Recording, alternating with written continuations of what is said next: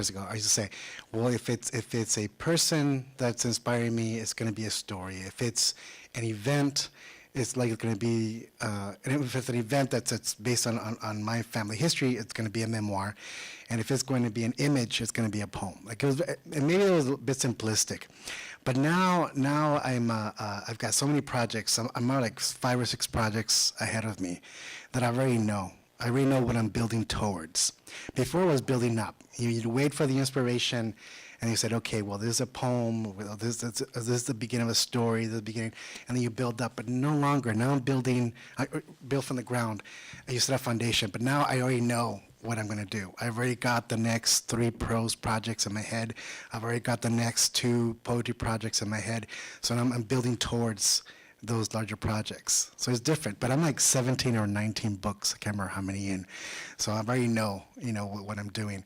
I think that maybe a better way to approach that would be, I didn't know that you had to choose to be one or the other. And I think that it's only in the U.S., I think there are these demarcations and these paths that people are asked to move towards. Either you're a fiction writer, you're a poet, you're a memoirist.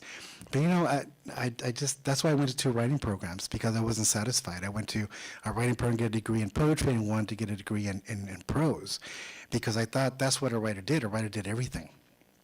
And my models were the Latin American writers.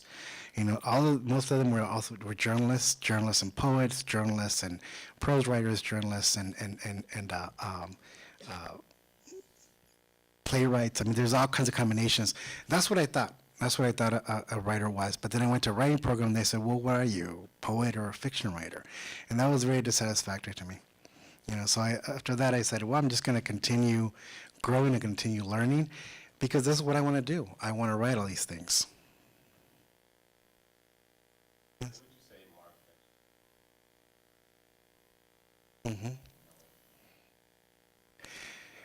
I think it was once I knew that I had some kind of a sequence. After the 3rd book, I began to realize that I was actually going a certain direction. And my first book of poetry was a kind of love letter to my homeland. The 2nd book was a book all about men. The 3rd book was a book all about women. And the 4th book is a book with no people. It's unpeopled Eden. And so now I'm thinking, well, the 5th book is going to be another kind of looking at maybe ghosts, and that's my next project. So I really kind of knew that was it. And that, at first I wasn't as conscious of it, but but once I began to kind of move back a little bit and say, well, what's my trajectory in poetry? Same thing with the memoir. The memoirs, my first book was I just thought it was going to be my only book, my only memoir, because I thought, how many times can I write about myself? And so when I wrote Butterfly Boy, it was a conversation with my parents. But then, but I wrote that book in my 20s, and maybe a little bit into my 30s. But now, as a man in my 40s, I look back and I see things so differently. I see things through a very different angle that it merited going back and revisiting even the same period.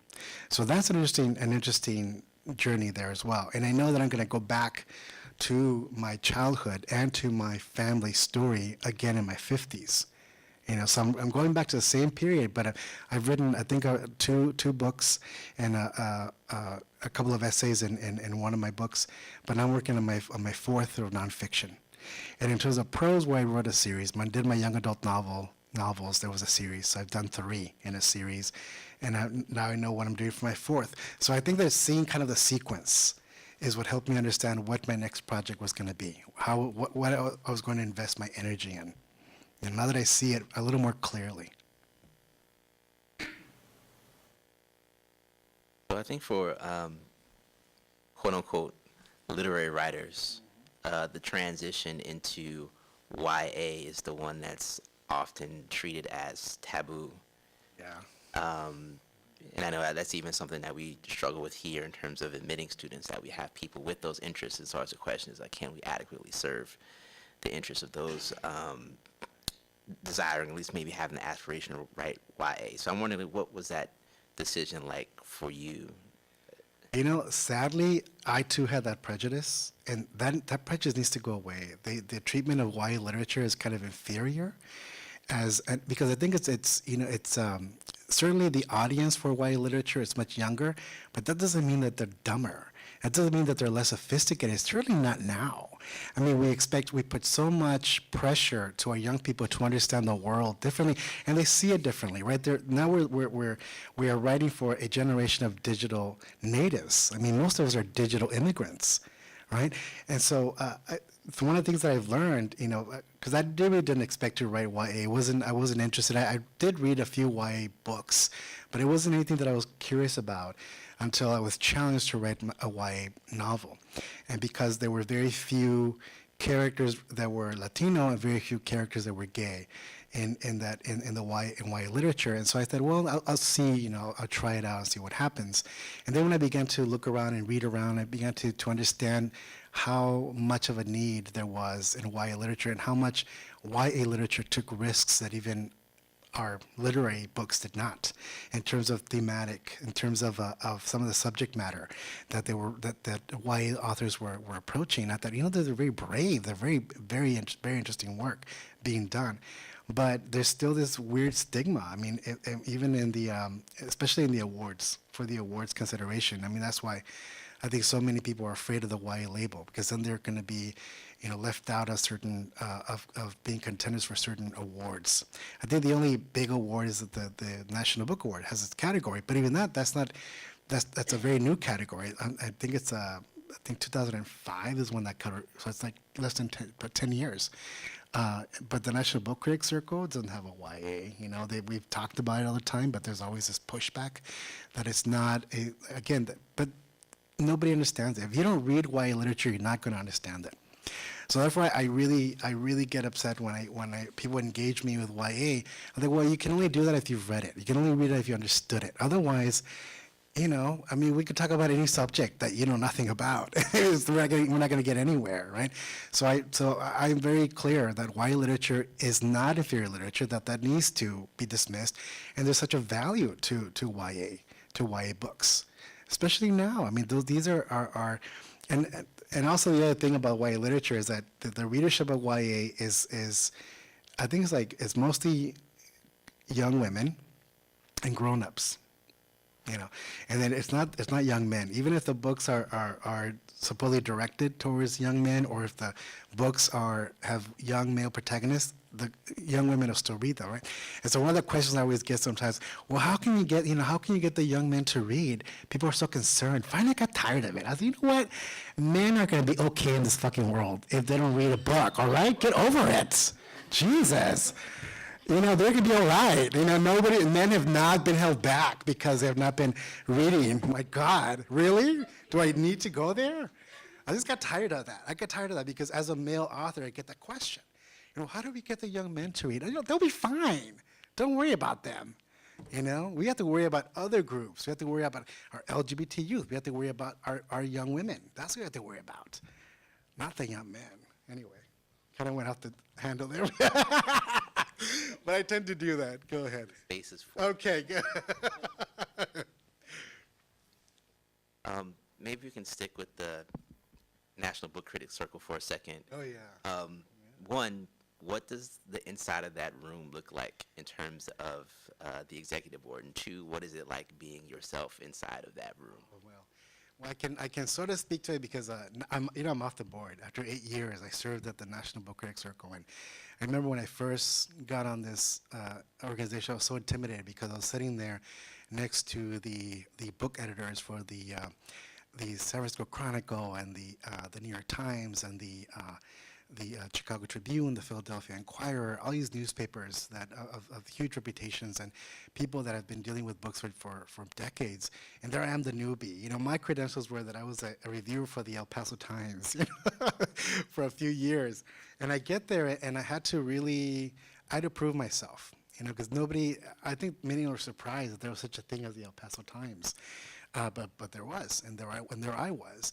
And eventually, what I learned so much working with these folks. I think this is probably the organization that I adore the most.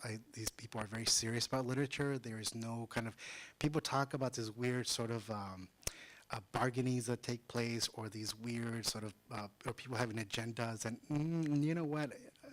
Believe it or not, that's really not what's happening with the National Book Critics Circle. Because first of all, there's so many. There's 24 of us in this organization. and making serious decisions about literature. And the one expectation that I knew going in is that I had to read all these books.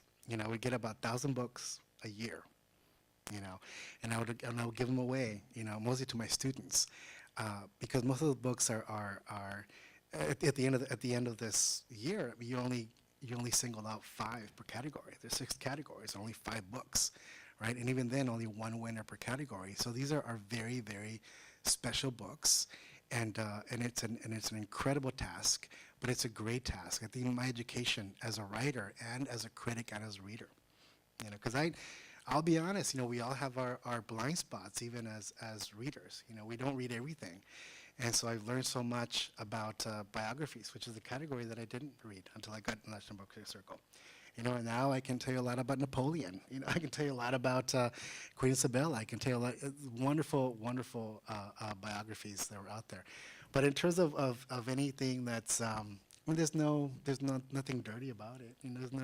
If there ever is a tell-all, it's gonna be very boring. It's gonna be like that one night where like a good friend of mine, she was my former dance partner, and we ended up getting stuck in some weird hotel in Mexico that we figured out it was like a brothel.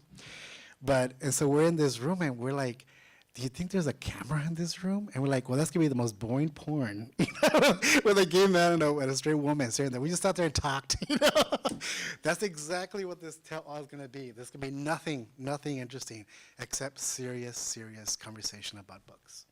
But it was fantastic. I love my time there. I will say this though about that I wish that I think we've in my time there, there's only been 2 African American critics.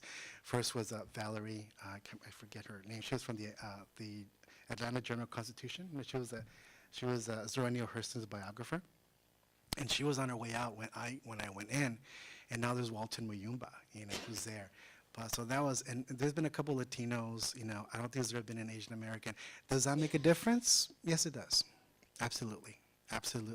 It makes a difference if you're somebody like me who's very much invested in bringing attention to Latino literature, and not that other people do not, but it helps when you have a voice in there. Say, let's hold on a minute. Let's give this book another opportunity, or let's talk more about this book or that book.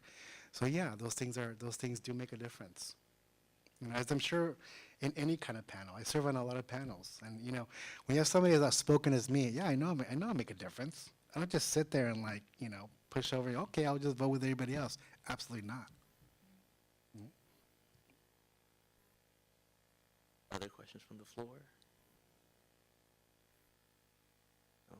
No. What did you think about Citizen being nominated in 2 categories? I'm going to assume that most or some of you have heard about this book by Claudia Rakin, Citizen. Yeah. Everyone's talking about it. It was nominated in both the poetry and the criticism category for the national. First book ever, right? Yeah, the first time ever. You know what? That speaks to what an important book that was, or that is, and continues to be. The one conversation that I don't have with that is, how is it a book of poetry? You know what? It just pissed me off.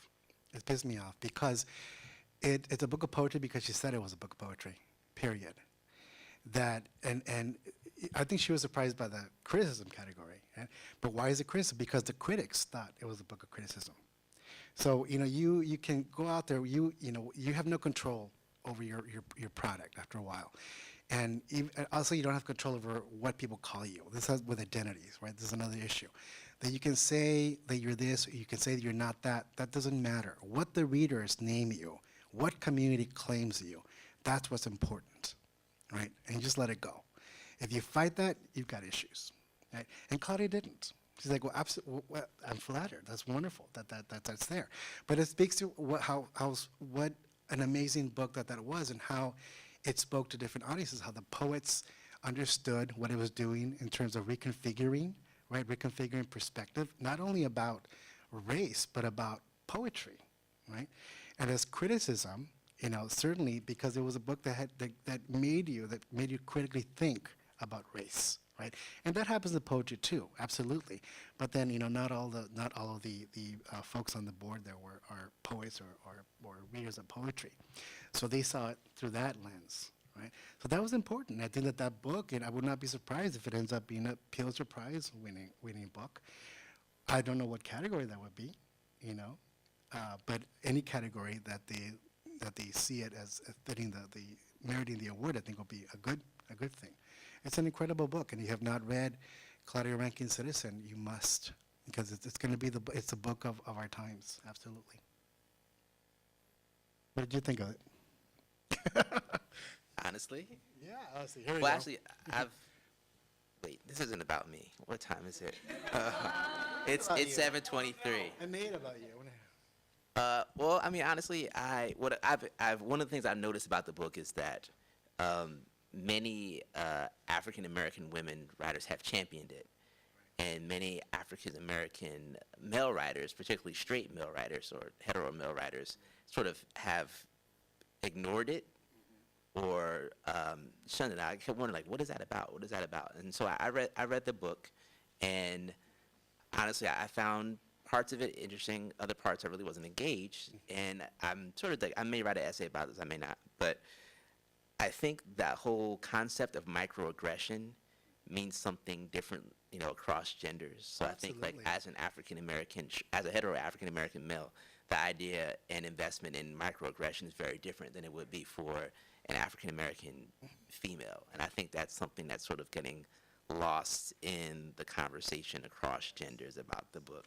No, I would agree with that in that respect. But, the thing is that the book is how the African American community responds to it. Also, I mean, when you brought up the gendered response, I mean, I'm a little bit uncomfortable with that too, because it takes me back to, the way that Toni Morrison was treated, or the way that, it split up the community, right? There were some very prominent African American males who felt like, oh, women need to get over the slavery stuff. I mean, that, is problematic with Toni Morrison and also with Alice Walker. I mean, so that's the other history. That's another lesson, right? But in terms of more contemporary times, I mean, you're right, there is that. But the book, and the other criticism of that book, which I will acknowledge, is that it's sort of appealing to the white guilt, right? White liberal guilt. And say, but you know what? That's too easy of an out. That's too easy of a dismissal of a book that's actually asking us to participate, asking us to reflect. I think it's too easy to be like, oh, well, you feel guilty. Well, a lot of things make us feel guilty, right? But that particular book, is appealing to not only that part of our emotions, because we should feel guilty if we are not acknowledging, if we're not participating, right? Or if our sense of activism is that, oh, well, we went out with a sign. I mean, if that's it, then you're not doing enough, right? So the book is beginning to tap into, and it's like any literature that's political, any literature that's politicized, is asking us to do more than just think about it eventually, right? And I think that's a good step. Otherwise we can't, it can't just be another conversation that becomes shelved. And I don't think that book is going to be shelved that easily. Whether or not any community embraces it or rejects it, at this point, it's not up to one community. And I think that's what's important to recognize. There are many communities that have responded to the book. So I think that should be acknowledged first and foremost, that it's not just an African American community or not just African American women, but there are many communities that are now holding up that book as a resource, as a beginning of something, which is important. It's incredibly important, and have those things been done? Have that been? Yeah, absolutely. That movement has been happening. That's the other thing. Claudia did not invent it.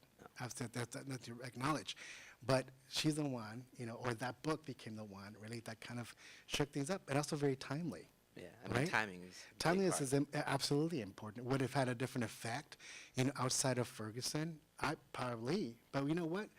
We're not dealing with what is. We're dealing with what did happen. Yeah. Other questions? I'm very politicized, y'all, so that's what you're gonna get, Yes.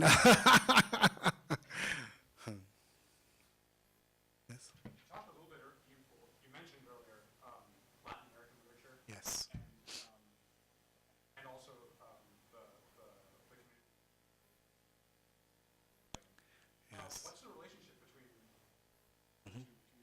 very good question.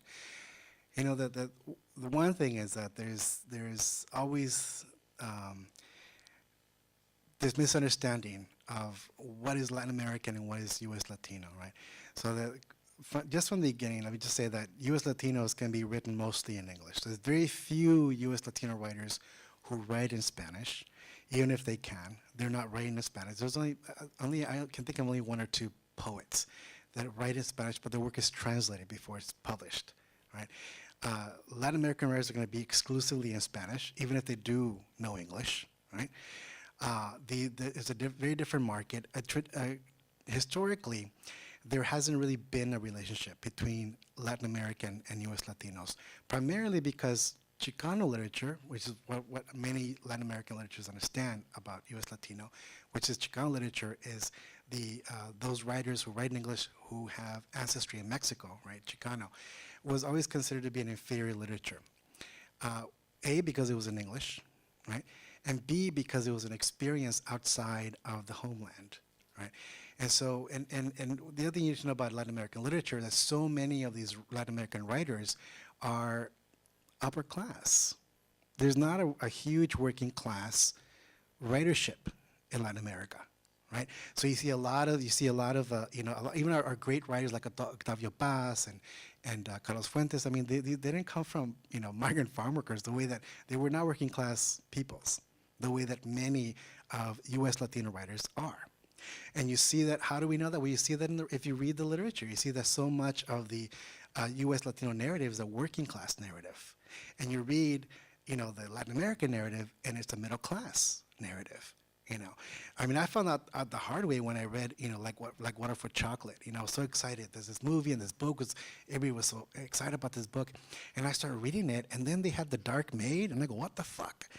I'm like, and I realized, oh my God, my people are not the people and are not the protagonists. My people is the Pancha, I think her name was, and like Water for Chocolate. That's my grandmother. That's my mother.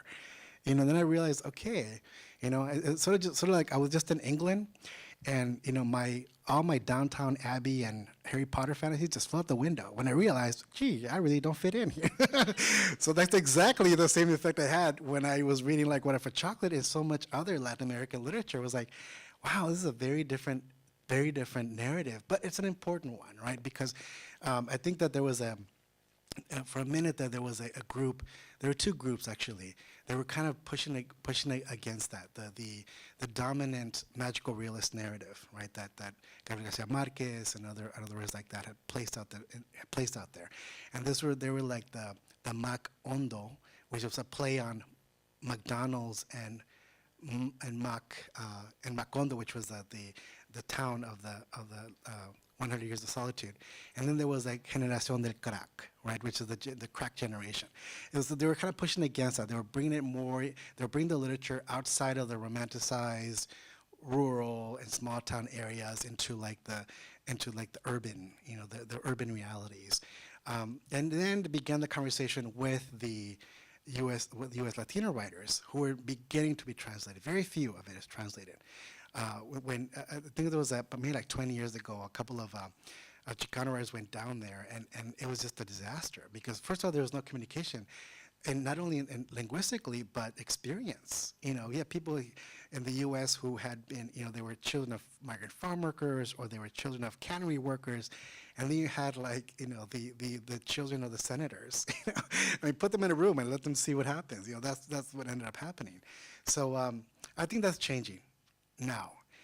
And I know this because there's a couple of young writers out there that are now understanding that the country needs to go through a huge revolution in many ways, right? I mean, it's a piece of shit right now. Mexico's like, I can't believe what's happening to my country. You know, I can't even go back there because, you know, they'll kidnap my grandmother, you know, because I'm an American, you know. So that access has been denied to me, you know. So I know there has to be a revolution in that country. And I know that this also happening in other Latin American countries. This shift that's going to change the narrative and perspective, and it's going to happen at the political level. It's going to happen at the social level, and eventually it's going to happen at the literary level. you know. So they'll, and I think that when that happens, then there's going to be a clear, or at least another kind of conversation between what U.S. Latino writers have been doing and what Latin American writers will be doing next. So I just want to ask you another question about class and how that plays into the way you exist in the world as a writer. So you've talked about how growing up in poverty affects the way that you move through the world, and of course the way that you render the world through writing. You know, my mother grew up in the projects in Newark. I actually went to Rutgers, Newark for a year, and left. But if you find success as a writer, many wind up, you know, in situations like this where the majority of the writers that you engage with as students, be that at the undergrad level or the MFA level, do not come from such backgrounds. And so you understand how, you know, coming from that background lends a certain agency to the way you approach the page. And so the question is, with you coming from that perspective, how do you find ways to bring out the urgency in others who may not come from that type of, you know, inherent? Okay. I mean, it's interesting because, you know, the thing is, I've never felt a disconnection with any of my students, only because what we share is the artistic impulse, right? And also, you know, seriously, I cannot think of any writer that is not an outsider in one way or another. At the very least, you know, if this is a room of writers, this is a room of nerds. I know that. I already know that. You know, so I already know you come with so many anxieties and insecurities, right? And so I think that's where I feel connected to my students, even though we may come from different backgrounds. But it's important also for me to share that the education that I can provide them, right, is to expand their landscape and understanding of what is a narrative, who is part of a narrative, who is the center of a narrative. I mean, that's important to generate that conversation, because if anything, you know, even if I have, you know, 7, you know, white poets or 7 white poets in my classroom, God, I don't want to do the kind of things that piss me off about white poets, right? And that is understanding how to engage, if they're going to engage otherness, understanding positionality, understanding subjectivity, right? And you know, because we don't want, we don't want to produce more Kenneth Goldsmiths. I said it.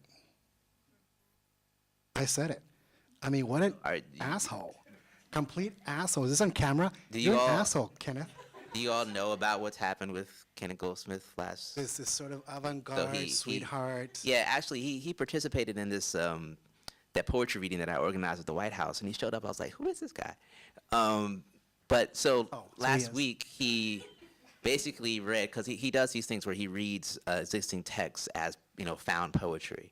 And so he read the autopsy report for Michael Brown, the young man that was shot in Ferguson, Missouri, as found art, as found poetry, with slight changes throughout the text to sort of give it the artistic affect.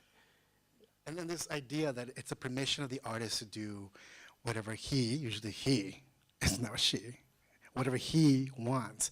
And I think, you know what? That needs to stop. That notion, I mean, if you're going to, look, there were places that existed like that, and there's still places that exist like that. And you know what? They usually don't tell anybody, the rest of us, who they are and where they are. Yeah.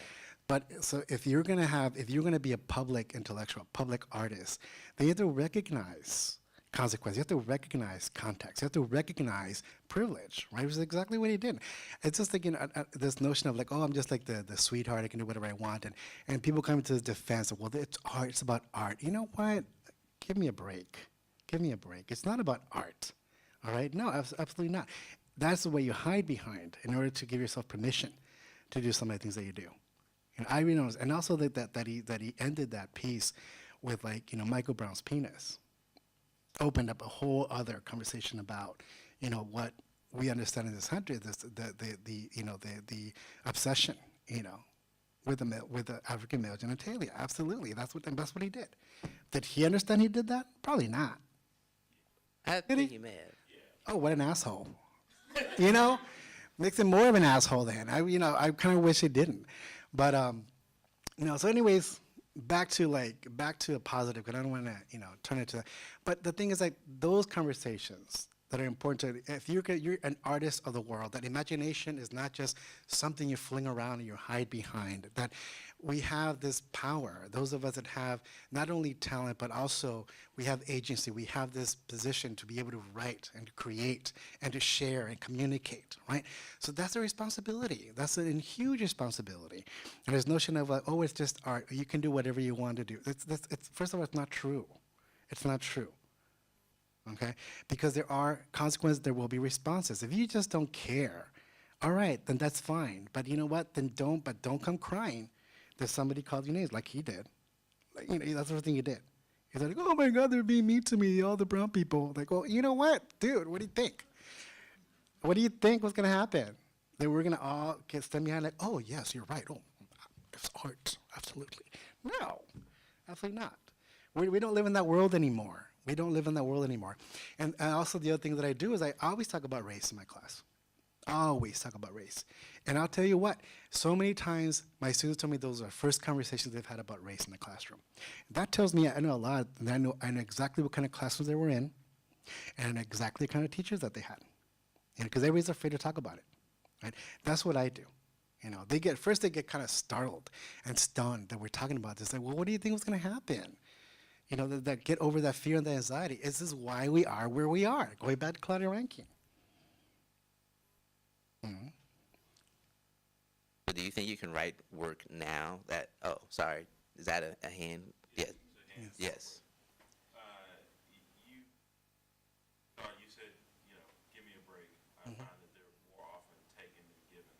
Yeah. And you were on the NBCC, commented on the fact that there hasn't been anyone Asian. Yeah. Last woman was retiring. Yeah. Hierarchy is something that is analogous to Yes. university. Yes. You talk like, how does NBCC work in terms of, they're like, are the powers that be, given that you Yeah. in that nomenclature? Who puts you there? Where do you want to be that you don't have access to? Yeah. How does that change? The people who are the arbiters Yeah. are often definitive about what happens on a going forward basis. Absolutely. I mean, the gatekeepers, right, in many ways. And one of the fact that I was even allowed in told me something about the need for the organization to recognize that there had to be a change, right? And also somebody like me, I was never, I have a very big mouth, and my politics are very clear. I'm not an apologist. I do not hide, my political positions at all.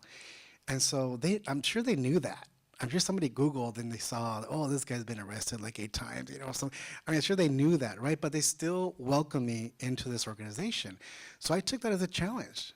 I wasn't going to go in there and be like, okay, I'm just going to be like the house Mexican. No, I'm going to go in there, I'm going to do something, And the thing is that they did listen. They did listen. And I have hopes that they'll continue to. Right? I mean, you run for office, basically, when you run for the board. But I have so much faith in that organization because I've seen how it works. I know that they do read. They do understand.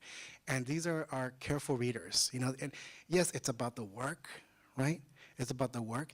But we're also in a time in history where it's also about politics. It's also about the climates that we live in, social, political, and so forth, right? So I think that if anything, I have so many more expectations for that board or that organization than others. And I'm not going to speak to others that I don't know how they work, but the National Book Awards are always very disappointing to me. Once in a blue moon, there's like a Latino. I don't think has there ever been like an Asian American on there, or let alone Native American. I don't know. It's like, every time that I used to go to the ceremony, every year. And it's going to be telecast. I'm going to get totally... Is it? Good. Anyway, so... I remember one time I went to the National Book Awards, and there was one of the... I can't remember what his name was. I was Latino. He was a Latino, and they kept confusing us. Because we're the only two, right? Or there was only one, everybody thought. And there was like, oh, are you so? I was like, no, that's not me. And then later we met up and said, yeah, they could think that I'm you. And, like, it was bizarre. It kind of tells you what kind of room that was, what kind of crowd that was, right? It's not very diverse. And then the big joke, also in AWP. I mean, AWP is another big joke where you go to the parties and you're like, well, clearly all the people of color here know each other. Because there's only like 7 or 8 of us that, so those kind of spaces, and also AWP has tried very hard to change that, a lot of pressure.